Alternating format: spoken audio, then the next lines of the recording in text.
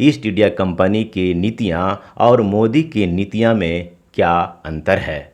निर्माण की जो नीतियां है इस सांसद के, उसमें एक बहुत बड़ा गड्ढा दिखता है। वाराणसी के घाट की ये नीयत में बन चुका है गंदा रहना। इंजीनियरिंग छात्रा के साथ गैंग रेप करने वाले।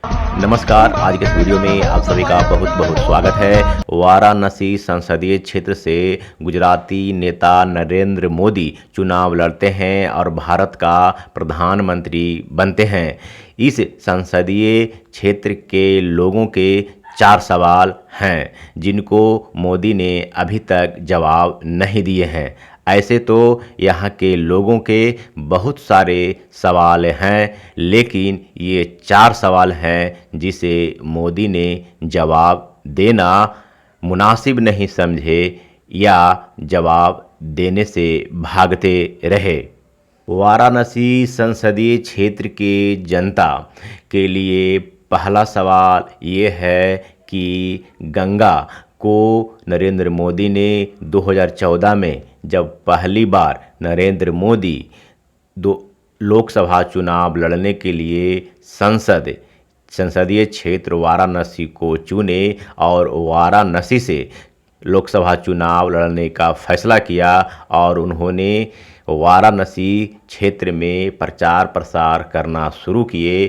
तब उन्होंने बोला कि मुझे गंगा ने बुलाया है, हम गंगा माँ के सेवा में वाराणसी को आए हैं। और उन्होंने कहा, हमें गंगा ने कहा है कि गंगा माँ को साफ करें, हम गंगा माँ को पूर्ण सफाई कर देंगे। गंगा की सफाई के लिए नरेंद्र मोदी हालांकि नमामि गंगे की शुरुआत किए, लेकिन गंगा की सफाई नहीं हुई। वाराणसी के घाट का ये तस्वीर है जो आप इस वीडियो में देख रहे हैं।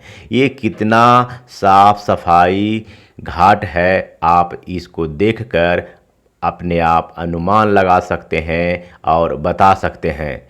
ये पूर्ण रूप से एक गंदा घाट का तस्वीर को बयां करता है। ये वही तस्वीर है घाट का है जो वाराणसी में स्थित है। और ऐसे ही घाट की सफाई के लिए नरेंद्र मोदी 2014 में संकल्प लिए थे और बोले थे, लेकिन 2014 से लेकर 2024 आ गया, फिर भी वाराणसी के ये घाट वैसे ही गंदे हैं जैसे पहले हुआ करते थे। आज तक इन घाटों की सफाई करने में नरेंद्र मोदी या तो पूर्ण रूप से असफल रहे, ये आप कह सकते हैं, या वाराणसी के गंगा घाट स्वयं हमेशा गंदा रहती है, जिसे नरेंद्र मोदी साफ सफाई करवाते रहते हैं। लेकिन वाराणसी के घाट की ये नीयत में बन चुका है गंदा रहना। माँ गंगा के किनारे, माँ गंगा के कोख में, माँ गंगा के दया कृपा से पल रहा वाराणसी संसदीय क्षेत्र में स्थित बनारस हिंदू विश्वविद्यालय की पुत्रियां जो कॉमर्स में पढ़ती थी, उनके साथ छिड़खानी किया गया। उस पर उन लोगों ने उस समय आंदोलन किए, लेकिन उस आंदोलन को लोगों ने यह कहकर, मोदी के प्रशासकों ने यह कहकर दबा दिया कि ये लोग नरेंद्र मोदी के साफ छवि को धूमिल करना चाहते हैं, खराब करना चाहते हैं, इसलिए ये लोग आंदोलन कर रहे हैं। इसे विपक्ष की साजिश बताई गई और उस आंदोलन को दमन कर दिया गया। इसके बाद बनारस हिंदू विश्वविद्यालय के इंजीनियरिंग के छात्रा के साथ सामूहिक गैंग रेप करने का मामला सामने आया। बनारस हिंदू विश्वविद्यालय के इंजीनियरिंग के छात्रा के साथ हुए गैंग रेप का जब उद्भेदन हुआ, तब बीजेपी के युवाओं नेता, आईटी सेल के नेता इसमें शामिल मिले। इस उद्भेदन में बीजेपी के 3 युवा पकड़े गए। आज वो वर्तमान समय में जेल में हैं, लेकिन इससे पहले उसे बहुत आज़ादी दी गई, जिस पर कई सवाल खड़े हुए। इंजीनियरिंग छात्रा के साथ गैंग रेप करने वाले बीजेपी के 3 युवा नेता थे, जिनमें कुणाल पांडे बीजेपी आईटी सेल के संयोजक वाराणसी महानगर के पद पर थे। सक्षम पटेल वाराणसी महानगर सह संयोजक बीजेपी के आईटी सेल के पद पर थे। Abhishek Chauhan BJP IT cell Varanasi महानगर के कार्य समिति के सदस्य थे। ये तीनों को इस गैंग रेप में मुख्य आरोपी बनाकर पुलिस ने गिरफ्तार की। लेकिन इससे पहले जो राजनीतिक खेल खेला गया वो एक चिंतनीय है और सोचने वाली बात है। वाराणसी के लोगों के लिए भी ये टीस मारने वाला घटना रहा। बहुत दिनों तक इन तीनों को आज़ादी दी गई, इन्हें गिरफ्तार तक नहीं किया गया। ये इनमें एक युवा तो इतने ऊंचे पद पर थे, इनका संबंध उत्तर प्रदेश के मुख्यमंत्री योगी आदित्यनाथ से, स्मृति ईरानी के साथ और वाराणसी सांसद नरेंद्र मोदी के साथ तस्वीरें भी सामने आए। वाराणसी संसदीय क्षेत्र के लोगों को सांसद नरेंद्र मोदी और पीएम नरेंद्र मोदी से आज भी ये सवाल है कि बनारस हिंदू विश्वविद्यालय के इंजीनियरिंग के छात्रा के साथ गैंग रेप करने वाले ये बीजेपी के 3 युवा नेता को इतने दिनों तक गिरफ्तार नहीं किया गया, उन्हें आज़ादी दी गई। आखिर किस आधार पर इन नेताओं को आज़ादी दी गई? ऐसे में एक आम जनता के बेटियों का अस्मिता की रक्षा कैसे होगी? ये वाराणसी के जनता के लिए एक बहुत बड़ा सवाल है जो नरेंद्र मोदी से है। वाराणसी संसदीय क्षेत्र के लोगों को अपने सांसद नरेंद्र मोदी और भारत के पीएम नरेंद्र मोदी जो गुजराती नेता हैं, उनसे यहाँ के लोगों का ये भी सवाल है कि आखिर नए सड़क का निर्माण हुआ, उसमें अचानक बड़ा गड्ढा कैसे बन गया? निर्माण पर लोग सवाल खड़े किए।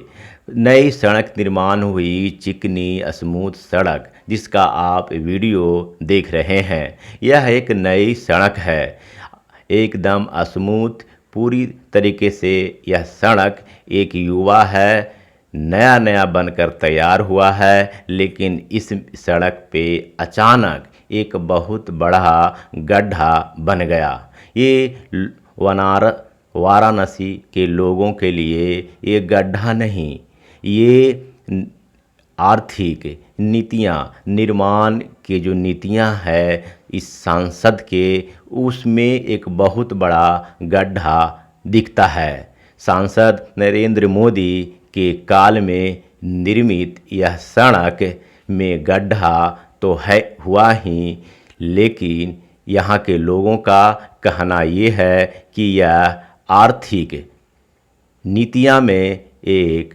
बहुत बड़ा गड्ढा दिखता है। यह गड्ढा सांसदीय क्षेत्र को तो बर्बाद कर ही सकता है, ये देश को भी बर्बाद कर सकता है। यह गड्ढा, आर्थिक गड्ढा, धीरे धीरे बहुत बड़ा गड्ढा बन सकता है जो पूरे देश को आर्थिक रूप से डुबा सकता है।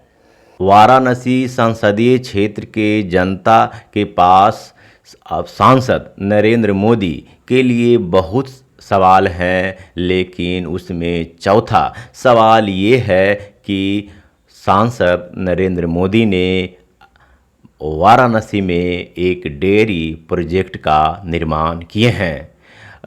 यह डेयरी प्रोजेक्ट वाराणसी में निर्माण हुआ है, लेकिन खबर ये है कि इस डेयरी प्रोजेक्ट में जिसका आप वीडियो देख रहे हैं वह और महिला बता रही हैं, यह डेयरी प्रोजेक्ट वाराणसी में बना है जिसका निर्माण नरेंद्र मोदी ने कराया है।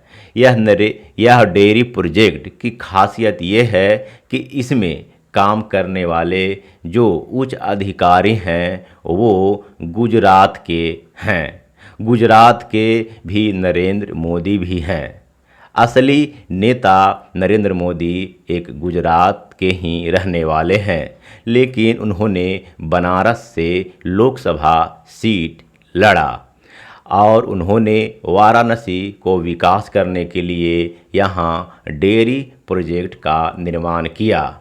लेकिन इस डेयरी प्रोजेक्ट की हालत ये है कि इसमें काम करने वाले लोग, ऊंच ओहदे पर काम करने वाले लोग, इस डेयरी प्रोजेक्ट में मोटी वेतन लेने वाले लोग वाराणसी के नहीं हैं, उत्तर प्रदेश के नहीं हैं, गुजरात के रहने वाले हैं। आप सोच रहे होंगे कि भारत एक गणतंत्र देश है, गुजरात के लोग इस डेयरी प्रोजेक्ट में काम करते हैं, ऊंच ओहदे पर काम करते हैं, तो इसमें दिक्कत किस बात की।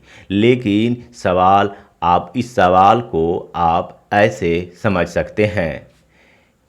ईस्ट इंडिया कंपनी को आप सुने होंगे। यह भारत की आज़ादी से पहले की कंपनी है जो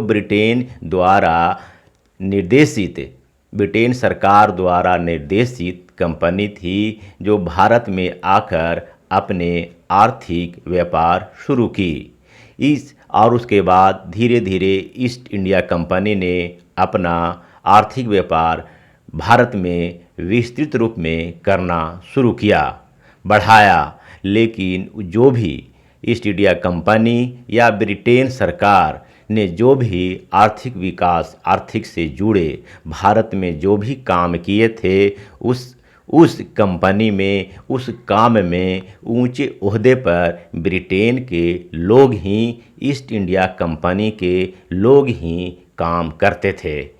भारत के लोग काम नहीं करते थे। भारत के लोग उसमें एक मजदूरी नीचे तबके के काम किया करते थे। आज वही मोदी